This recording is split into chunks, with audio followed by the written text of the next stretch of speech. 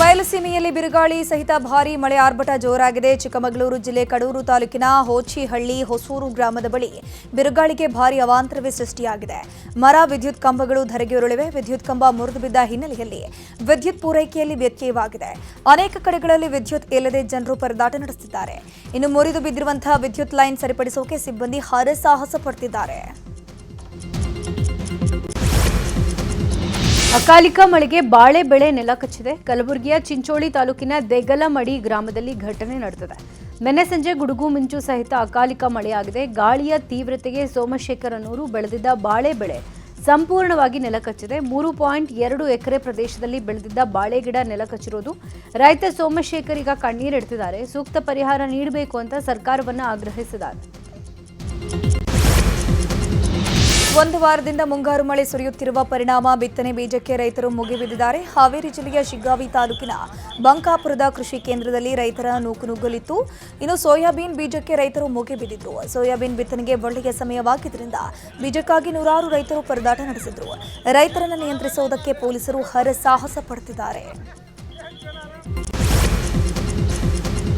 ಹುಬ್ಬಳ್ಳಿಯ ಕೆಲ ಬಡಾವಣೆಗಳಲ್ಲಿ 3 ದಿನಗಳಿಂದ ವಿದ್ಯುತ್ ಕಡಿತವಾದ ಹಿನ್ನೆಲೆ ಹೆಸ್ಕಾಂ ವಿರುದ್ಧ ರೊಚ್ಚಿಗೆದ್ದ ಜನರು ರಸ್ತೆ ತಡೆದು ಪ್ರತಿಭಟನೆ ಮಾಡಿದ್ದಾರೆ. ನಗರದ ಗೋಕುಲ ರಸ್ತೆ 2 ಗಂಟೆಗಳ ಕಾಲ ಅಲ್ಲಿ ವಿದ್ಯುತ್ ಬಂದ್ ಮಾಡಿದ್ರು. ಹೀಗಾಗಿ ಪ್ರತಿಭಟನಾಕಾರರು ಆಕ್ರೋಶ ವ್ಯಕ್ತಪಡಿಸಿದರು. ಗಾಳಿ, ಮಳೆಗೆ ಮರ ಬಿದ್ದು ವಿದ್ಯುತ್ ಸಂಪರ್ಕ ಕಡಿತವಾಗಿದೆ. ಗಾಂಧಿನಗರ ಬಡಾವಣೆಯಲ್ಲಿ 3 ದಿನಗಳಿಂದ ವಿದ್ಯುತ್ ಇಲ್ಲದೆ ಜನರು ಪರದಾಟ ನಡೆಸಿದ್ದಾರೆ. ಪೊಲೀಸರು ಮತ್ತು ಪ್ರತಿಭಟನಾಕಾರರ ಮಧ್ಯೆ ಮಾತಿನ ಚಕಮಕಿಯೂ ನಡೆಯಿತು. ಬಳಿಕ ಪೊಲೀಸರು ಮನವೊಲಿಸಿದ್ದು ಪ್ರತಿಭಟನಾಕಾರರು ವಾಪಸ್ಸಾಗಿದ್ದಾರೆ. ಬೆಳಗಾವಿಯ ಜೈ ಕಿಸಾನ್ ಮಾರುಕಟ್ಟೆ ಆರಂಭಕ್ಕೆ ಆಗ್ರಹಿಸಿ ವರ್ತಕರು ಆಗ್ರಹಿಸಿದ್ದಾರೆ. ಸದ್ಯ ಬಂದ್ ಆಗಿರೋ ಜೈ ಕಿಸಾನ್ ಮಾರ್ಕೆಟ್ ಮತ್ತೆ ತೆರೆಯುವಂತೆ ಸರ್ಕಾರಕ್ಕೆ ವರ್ತಕರು ಮನವಿ ಸಲ್ಲಿಸಿದ್ದಾರೆ. ಹಲವಾರು ಕಾರಣಗಳಿಂದ ಹೈ ಕಿಸಾನ್ ಮಾರುಕಟ್ಟೆ ಬಂದ್ ಆಗಿತ್ತು. ಈ ಹಿನ್ನೆಲೆ ಸರಿಯಾದ ಮೂಲಭೂತ ಸೌಕರ್ಯ ಇಲ್ಲದೆ ಬೀದಿಯಲ್ಲೇ ವರ್ತಕರು ವ್ಯಾಪಾರ ಮಾಡ್ತಾ ಇದ್ರು. ಬೀದಿ ಬದಿಯಲ್ಲಿ ವಾತಾವರಣ ವ್ಯಾಪಾರಕ್ಕೆ ಪೂರಕ ಆಗಿಲ್ಲ. ಕೂಡಲೇ ಜೈ ಕಿಸಾನ್ ಮಾರುಕಟ್ಟೆ ಆರಂಭ ಮಾಡಿ ಅಂತ ವರ್ತಕರು ಸಚಿವ ಸತೀಶ್ ಜಾರಕಿಹೊಳಿ ಬಳಿ ಮನವಿ ಮಾಡಿಕೊಂಡಿದ್ದಾರೆ. ವರ್ತಕರ ಮನವಿ ಆಲಿಸಿದ ಸಚಿವರು ಸರ್ಕಾರದಿಂದ ಏನ್ ಸಹಾಯ ಆಗುತ್ತೋ ಮಾಡ್ತೀನಿ ಅಂತ ಹೇಳಿದ್ರು. ಗ್ರಾಮೀಣ ಪ್ರವಾಸಿಗರಿಗೆ ವಿಶ್ರಾಂತಿ ಕೊಡೋಕೆ ಸರ್ಕಾರ ಕೋಟ್ಯಂತರ ಖರ್ಚು ಮಾಡಿ ನಿರ್ಮಿಸಿದ್ದ ಪ್ರವಾಸಿ ಮಂದಿರ ಈಗ ಪಾಳು ಬಿದ್ದಿದ್ದು ಅನೈತಿಕ ಚಟುವಟಿಕೆಗಳ ತಾಣವಾಗಿದೆ. ಬೆಳಗಾವಿ ಜಿಲ್ಲೆಯ ಮೂರಗೋಡಿನ ಪ್ರವಾಸಿ ಮಂದಿರ ಸೂಕ್ತ ಸೌಕರ್ಯಗಳಿಲ್ಲದೆ ಸುತ್ತಮುತ್ತ ಮುಳ್ಳುಕಂಟಿ ಬೆಳೆದು ಮದ್ಯಪ್ರಿಯರು, ಜೂಜುಕೋರರ ಅಡ್ಡ ಆಗಿದೆ. ಇನ್ನು ಕೂಡಲೇ ಈ ಪ್ರವಾಸಿ ಮಂದಿರವನ್ನು ತೆರವುಗೊಳಿಸಿ ಹೊಸ ಪ್ರವಾಸಿ ಮಂದಿರ ನಿರ್ಮಿಸಬೇಕು ಅಂತ ಗ್ರಾಮಸ್ಥರು ಹಾಗೂ ಕನ್ನಡ ಪರ ಸಂಘಟನೆಗಳು ಆಗ್ರಹಿಸಿವೆ. ಶಿವಮೊಗ್ಗದ ಅಕ್ಕಮಹಾದೇವಿ ಸರ್ಕಲ್ನಲ್ಲಿ ಮಹಾನಗರ ಪಾಲಿಕೆ ವತಿಯಿಂದ ಸರ್ಕಲ್ ಅಭಿವೃದ್ಧಿ ಕಾಮಗಾರಿ ನಡೀತಾ ಇದೆ. ಟ್ರಾಫಿಕ್ ಐಲ್ಯಾಂಡ್ ಹಾಗೂ ಟ್ರಾಫಿಕ್ ಸಿಗ್ನಲ್ ಲೈಟ್ ಅಳವಡಿಕೆ ಕಾಮಗಾರಿ ನಡೀತಾ ಇದೆ. ಈ ಹಿನ್ನೆಲೆಯಲ್ಲಿ ನಿನ್ನೆ ಸಂಚಾರ ಸರ್ಕಲ್ ಇನ್ಸ್ಪೆಕ್ಟರ್ ದೇವರಾಜ್ ಸ್ಥಳಕ್ಕೆ ಭೇಟಿ ನೀಡಿ ಪರಿಶೀಲನೆ ಮಾಡಿದ್ದಾರೆ. ಜನರಿಗೆ ಸಮಸ್ಯೆ ಆಗದಂತೆ ಸೂಕ್ತ ಟ್ರಾಫಿಕ್ ಲೈಟ್ ಅಳವಡಿಸುವಂತೆ ಸೂಚನೆ ನೀಡಿದರು. ವಿಜಯಪುರ ಜಿಲ್ಲೆಯ ಡೋಣಿ ನದಿ ಹೂಳು ತೆಗೆಯುವ ಕಾರ್ಯ ಪೂರ್ಣ ಪ್ರಮಾಣದಲ್ಲಿ ಮಾಡಬೇಕು ಅನ್ನೋ ಆಗ್ರಹ ಕೇಳಿಬಂದಿದೆ. ಪೂರ್ಣ ಪ್ರಮಾಣದಲ್ಲಿ ಹೂಳು ತೆಗಿಬೇಕು ಅಂತ ಆಗ್ರಹಿಸಿ ವಿಜಯಪುರ ಜಿಲ್ಲಾಧಿಕಾರಿ ಕಚೇರಿಗೆ ಆಗಮಿಸಿದ ನದಿ ತೀರದ ಜನರು ಹೂಳು ತೆಗೆಯೋಕೆ ಮನವಿ ಮಾಡಿದ್ದಾರೆ. ಈಗ ಬೇಕಾಬಿಟ್ಟಿ ಹೂಳು ತೆಗಿತಾ ಇದ್ದಾರೆ. ಈ ಬಗ್ಗೆ ಗಮನ ಹರಿಸಬೇಕು ಅಂತ ಆಗ್ರಹಿಸಲಾಗಿದೆ. ಶಾಲಾ ಕಾಲೇಜಿನಲ್ಲಿ ವಿದ್ಯಾರ್ಥಿನಿಯರಿಗಾಗಿ ದೂರು ಹಾಗೂ ಸಲಹಾ ಪೆಟ್ಟಿಗೆ ಇಡೋಕೆ ಸೂಚನೆ ನೀಡಲಾಗಿತ್ತು. ಇದೇ ವಿಚಾರವಾಗಿ ಇದೀಗ ಶಾಲಾ ಕಾಲೇಜಿನಲ್ಲಿ ವಿದ್ಯಾರ್ಥಿನಿಯರ ಕುಂದು ಕೊರತೆ ಆಲಿಸುವ ಕಾರ್ಯಕ್ರಮಕ್ಕೆ ಹಾಸನ ಜಿಲ್ಲಾ ಪೊಲೀಸ್ ಇಲಾಖೆ ಮುಂದಾಗಿದೆ. ಇನ್ನು ಈ ಒಂದು ಹಾಸನದ ಎಸ್ಪಿ ಕಚೇರಿಯಲ್ಲಿ ನಡೆದ ಕಾರ್ಯಕ್ರಮದಲ್ಲಿ ಜಿಲ್ಲೆಯ 51 ಶಾಲಾ ಕಾಲೇಜುಗಳಲ್ಲಿ ಸ್ಥಾಪಿಸಲಾದ ದೂರು ಪೆಟ್ಟಿಗೆಗೆ ಚಾಲನೆಯೂ ನೀಡಲಾಯಿತು. ಕೊಪ್ಪಳ ಜಿಲ್ಲೆಯಲ್ಲಿ ಇನ್ನೂ ಅನೇಕ ಕುಟುಂಬಗಳು ಜೋಪಡಿಯಲ್ಲಿ ವಾಸವಾಗಿವೆ. ಸುಮಾರು 20 ರಿಂದ 30 ವರ್ಷಗಳಿಂದ ಜೋಪಡಿ ಹಾಕೊಂಡು ವಾಸ ಆಗಿರೋರು ನಿವೇಶನಕ್ಕಾಗಿ ಹೋರಾಟ ಮಾಡಿದ್ರು. ಕೊಪ್ಪಳ ನಗರಸಭೆ ಅವರತ್ತ ನೋಡ್ತಾ ಇಲ್ಲ. ಇನ್ನು ಮೂಲ ಸೌಕರ್ಯವೂ ಇಲ್ಲದೆ ಜನ ಪರದಾಡ್ತಾ ಇದ್ದು ನಮಗೆ ಮೂಲ ಸೌಲಭ್ಯವಾದರೂ ಕಲ್ಪಿಸಿ ಅಂತ ಜನ ಮನವಿ ಮಾಡ್ತಿದ್ದಾರೆ. ಮಾರಾಟವಾಗದೆ ಉಳಿದಿದ್ದಂತಹ ಅಪಾರ ಪ್ರಮಾಣದ ಮದ್ಯ ಹಾಗೂ ಬಿಯರ್ ದಾಸ್ತಾನು ನಾಶಪಡಿಸಲಾಗಿದೆ. ಮೈಸೂರಿನ ಕೂರ್ಗಳ್ಳಿಯ ಕೆಎಸ್ಬಿಸಿಎಲ್ ಡಿಪೋದಲ್ಲಿ ದಾಸ್ತಾನು ಮಾಡಿದ ಮದ್ಯ ಹಾಗೂ ಬಿಯರ್ ಅನ್ನು ಅಬಕಾರಿ ಇಲಾಖಾ ಅಧಿಕಾರಿಗಳು ನಾಶಪಡಿಸಿದ್ದಾರೆ. ಅಬಕಾರಿ ಉಪ ಆಯುಕ್ತರ ಆದೇಶದ ಮೇರೆಗೆ ಅಬಕಾರಿ ಉಪ ಅಧೀಕ್ಷಕರಾದ ಎಚ್ಕೆ ರಮೇಶ್ ನೇತೃತ್ವದಲ್ಲಿ ಕಾರ್ಯಾಚರಣೆ ಮಾಡಲಾಯಿತು. ಒಟ್ಟು 135,000 ಲೀಟರ್ ಮದ್ಯ ಹಾಗೂ 11,893ಕ್ಕೂ ಹೆಚ್ಚು ಬಿಯರ್ ಬಾಟಲ್ ನಾಶಪಡಿಸಲಾಯಿತು. ನಾಗರಹೊಳೆ ಬಂಡೀಪುರ ಅಭಯಾರಣ್ಯದಲ್ಲಿ ಇತ್ತೀಚೆಗೆ ಹುಲಿಗಳ ಸಂಖ್ಯೆ ಹೆಚ್ಚಾಗಿದ್ದು ಸಫಾರಿಗೆ ಹೋದ ಪ್ರವಾಸಿಗರಿಗೆ ದರ್ಶನ ಕೊಡ್ತಾ ಇವೆ. ನಾಗರಹೊಳೆಯಲ್ಲಿ ಸಫಾರಿಗೆ ಹೋಗಿದ್ದ ಪ್ರವಾಸಿಗರಿಗೆ ಕ್ಯಾಮೆರಾಗೆ 2 ಹುಲಿಗಳು ಸೆರೆ ಸಿಕ್ಕಿದ್ದು ಬಿಂದಾಸಾಗೆ ಪೋಸ್ ಕೊಟ್ಟಿವೆ. ಹುಲಿಗಳನ್ನು ನೋಡಿ ಪ್ರವಾಸಿಗರು ಕೂಡ ಖುಷಿಯಾಗಿದ್ದಾರೆ. ಚಾಮರಾಜನಗರ ಜಿಲ್ಲೆ ಗುಂಡ್ಲುಪೇಟೆ ತಾಲೂಕಿನ ಮಂಚಹಳ್ಳಿ ಸುತ್ತಮುತ್ತ ಕಾಡಾನೆಗಳ ಹಾವಳಿ ಮುಂದುವರೆದಿದೆ. ಬಸವರಾಜಪ್ಪ ಅನ್ನೋ ರೈತರ ಜಮೀನಿಗೆ ನುಗ್ಗಿರುವಂತಹ ಕಾಡಾನೆಗಳು ಟೊಮ್ಯಾಟೊ, ತೆಂಗಿನ ಗಿಡಗಳನ್ನು ನಾಶಪಡಿಸಿವೆ. ಹಾಗೆಯೇ ಸೋಲಾರ್ ತಂತಿಗಳನ್ನು ಕಿತ್ತು ಹಾಕಿವೆ. ಕಳೆದ 15 ದಿನಗಳಿಂದ ಮಂಡ್ಯದ ಸುತ್ತಮುತ್ತಲ ಗ್ರಾಮಗಳಲ್ಲಿ ಕಾಣಿಸಿಕೊಂಡು ಆತಂಕ ಮೂಡಿಸಿದ್ದ ಚಿರತೆ ಬೋನಿಗೆ ಬಿದ್ದಿದೆ. ಶ್ರೀರಂಗಪಟ್ಟಣದ ತಾಲೂಕಿನ ಚಂದಗಿರಿ ಕೊಪ್ಪಲು ಗ್ರಾಮದಲ್ಲಿ ಅರಣ್ಯ ಇಲಾಖೆ ಇಟ್ಟಿದ್ದ ಬೋನಿಗೆ ಚಿರತೆ ಬಿದ್ದಿದೆ. ನಿನ್ನೆ ಬೋನ್ನಲ್ಲಿದ್ದ ನಾಯಿ ತಿನ್ನೋಕೆ ಬಂದ ಚಿರತೆ ಬೋನಿಗೆ ಬಿದ್ದಿದೆ. ಸದ್ಯ ಚಿರತೆ ಸಿಕ್ಕ ಬಳಿಕ ಗ್ರಾಮಸ್ಥರು ನಿಟ್ಟುಸಿರು ಬಿಟ್ಟಿದ್ದಾರೆ. ದುಬಾರಿ ಆನೆ ಬಿಡಾರದಲ್ಲಿ ಆನೆಗಳ ಕಾದಾಟದಲ್ಲಿ ಮಹಿಳೆ ಸಾವನ್ನಪ್ಪಿದ ಹಿನ್ನೆಲೆ ನ್ಯೂಸ್ 18ನಿಂದ ಶಿವಮೊಗ್ಗದ ಸಕ್ರೆಬೈಲು ಆನೆ ಬಿಡಾರದಲ್ಲಿ ರಿಯಾಲಿಟಿ ಚೆಕ್ ಮಾಡಲಾಗಿದೆ. ಆನೆ ಬಿಡಾರಕ್ಕೆ ಸೂಕ್ತ ಎಸ್ಒಪಿ ಇಲ್ಲದ ಹಿನ್ನೆಲೆಯಲ್ಲಿ ನಾಳೆಯಿಂದ ಸಕ್ರೆಬೈಲು ಆನೆ ಬಿಡಾರ ಬಂದ್ ಆಗುವಂತಹ ಸಾಧ್ಯತೆ ಇದೆ. ಈ ಹಿಂದೆ ಬಿಡಾರದಲ್ಲಿ ಆನೆಗಳಿಗೆ ಸಾರ್ವಜನಿಕರು ಸ್ನಾನ ಮಾಡಿಸುವ ಅವಕಾಶ ಕೂಡ ಇತ್ತು. ದುಬಾರಿ ಆನೆ ಬಿಡಾರದ ದುರಂತದ ನಂತರ ಆನೆಗಳಿಗೆ ಸ್ನಾನ ಮಾಡಿಸುವಂತಹ ವ್ಯವಸ್ಥೆಯನ್ನು ಬಂದ್ ಮಾಡಲಾಗಿದೆ. ಸದ್ಯ ಶಿವಮೊಗ್ಗದ ಆನೆ ಬಿಡಾರದಲ್ಲಿ 24 ಆನೆಗಳಿವೆ.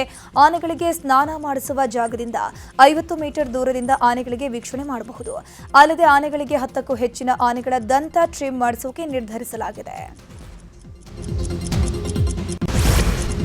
ಬೆಂಗಳೂರಿನ ಫ್ರೀಡಂ ಪಾರ್ಕ್ನಲ್ಲಿ ಕೇಂದ್ರ ಸರ್ಕಾರದ ವಿರುದ್ಧ ಯೂತ್ ಕಾಂಗ್ರೆಸ್ ಪ್ರತಿಭಟನೆ ಮಾಡ್ತಾ ಇದೆ. ಸಿಎಂ ಸಿದ್ದರಾಮಯ್ಯ, ಡಿಸಿಎಂ ಡಿಕೆ ಶಿವಕುಮಾರ್, ರಾಜ್ಯ ಕಾಂಗ್ರೆಸ್ ಉಸ್ತುವಾರಿ ಸುರ್ಜೇವಾಲಾ ಸೇರಿ ಕಾಂಗ್ರೆಸ್ನ ಸಚಿವರು, ಶಾಸಕರು ಭಾಗಿಯಾಗಿದ್ದಾರೆ.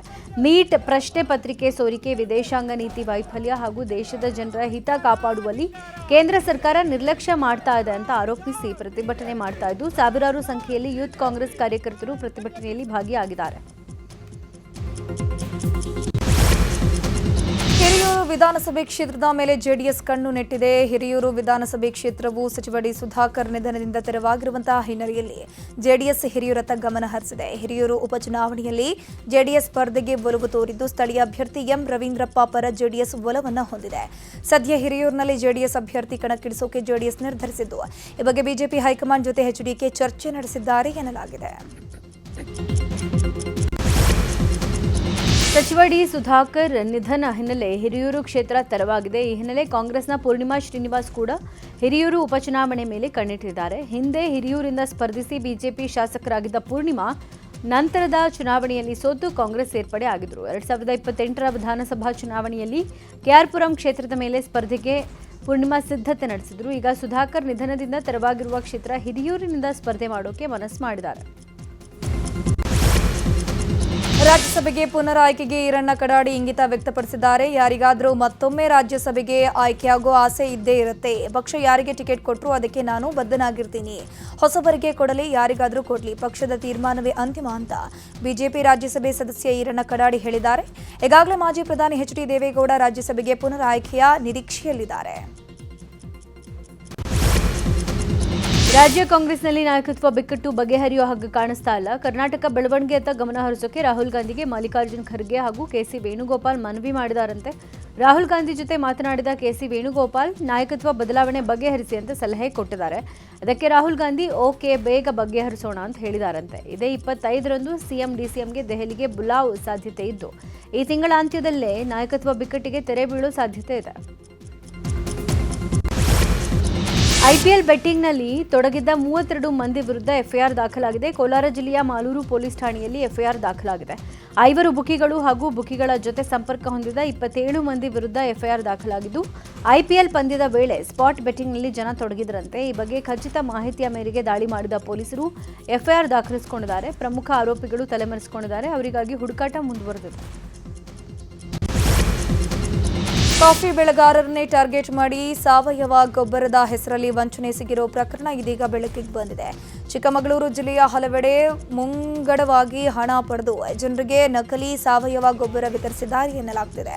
ಚಿಕ್ಕಮಗಳೂರು ತಾಲೂಕಿನ ಕೆಳಗೂರು ದಿಣ್ಣೆಕೆರೆ ಗ್ರಾಮದ ನೂರಾರು ರೈತರಿಗೆ ಈಗಾಗಲೇ ಗೊಬ್ಬರ ವಿತರಣೆಯನ್ನು ಮಾಡಲಾಗಿದೆ. ಗೊಬ್ಬರದ ಬಗ್ಗೆ ಅನುಮಾನಗೊಂಡಂತಹ ಜನರು ನೀರಿನಲ್ಲಿ ತೊಳೆದು ಪರಿಶೀಲನೆ ಮಾಡಿದಾಗ ಘಟನೆ ಬೆಳಕಿಗೆ ಬಂದಿದೆ.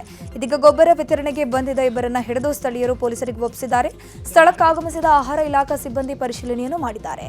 ಆಲ್ದೂರು ಠಾಣೆಯಲ್ಲಿ ಈ ಕುರಿತಂತೆ ಪ್ರಕರಣ ಕೂಡ ದಾಖಲಾಗಿದೆ. ಹುಬ್ಬಳ್ಳಿಯಲ್ಲಿ ಬಸ್ ಪ್ರಯಾಣಿಕರ ಮೊಬೈಲ್ ಕಳ್ಳತನ ಮಾಡ್ತಾ ಇದ್ದ ಕಳ್ಳನನ್ನ ಹಿಡಿಯಲಾಗಿದೆ. NWKRTC ಅಧಿಕಾರಿಯ ಸಮಯ ಪ್ರಜ್ಞೆಯಿಂದ ಆರೋಪಿಯನ್ನ ಲಾಕ್ ಮಾಡಲಾಗಿದೆ. ದಿನನಿತ್ಯ ಬಸ್ಗಳಲ್ಲಿ ಸಂಚಾರ ಮಾಡ್ತಾ ಇದ್ದ ಪ್ರಯಾಣಿಕರ ಮೊಬೈಲ್ಗಳಿಗೆ ಕದಿತಾ ಇದ್ದ ಕಳ್ಳನನ್ನ NWKRTC ಅಧಿಕಾರಿ CCTV ಆಧರಿಸಿ ಹಿಡಿದಿದ್ದಾರೆ. ಅಧಿಕಾರಿಯ ಕಾರ್ಯಕ್ಕೆ ಸಾರ್ವಜನಿಕರು ಮೆಚ್ಚುಗೆ ವ್ಯಕ್ತಪಡಿಸಿದ್ದಾರೆ.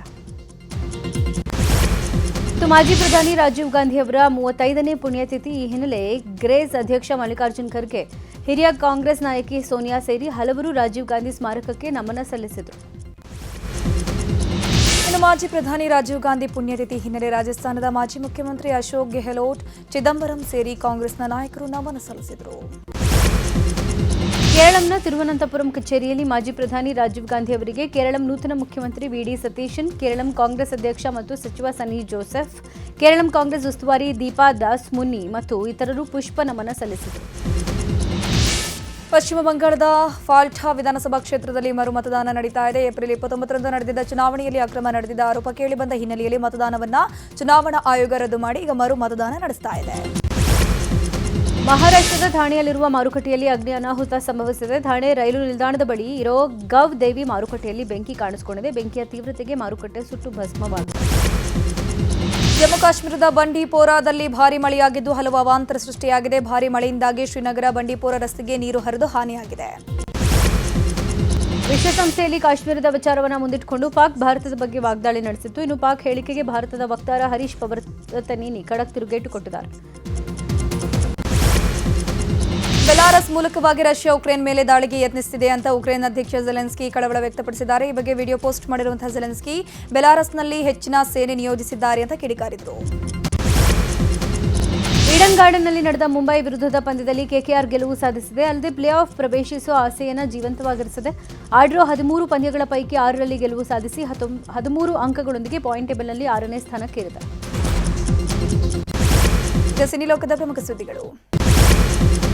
ಜೂನಿಯರ್ NTR ನಟನೆಯ ಮುಂದಿನ ಸಿನಿಮಾಗೆ ಹೊಂಬಾಳೆ ಪ್ರೊಡಕ್ಷನ್ ಹಣ ಹಾಕುತ್ತಾ ಅನ್ನೋ ಪ್ರಶ್ನೆ ಎದ್ದಿದೆ. ಸದ್ಯ ಡ್ರ್ಯಾಗನ್ಸ್ ಗ್ಲಿಮ್ಸ್ ಶೇರ್ ಮಾಡಿ ಹೊಂಬಾಳೆ ಶುಭಾಶಯವನ್ನು ಕೋರಿರೋದು ಕುತೂಹಲ ಹೆಚ್ಚಿಸಿದೆ.